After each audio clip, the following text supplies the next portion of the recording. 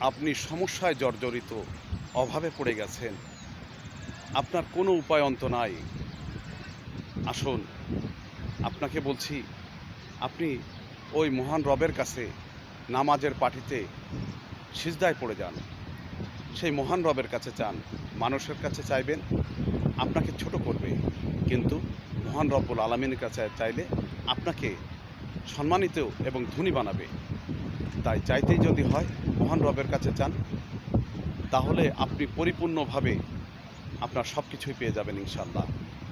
সবাই ভালো থাকুন। আজকের জুম্মার দিনটি সবার মঙ্গলময় হোক। সবাই এই দিনে নিজেদের আমলগুলোকে সুন্দর করুন, বেশি বেশি দরুদ পড়ুন, তওবা ইস্তেগফার করুন, আর সবার জন্য উত্তম দোয়া করুন। ভালো থাকুন। শুভ সকাল। আসসালামু আলাইকুম ওয়া রাহমাতুল্লাহি ওয়া বারাকাতুহু।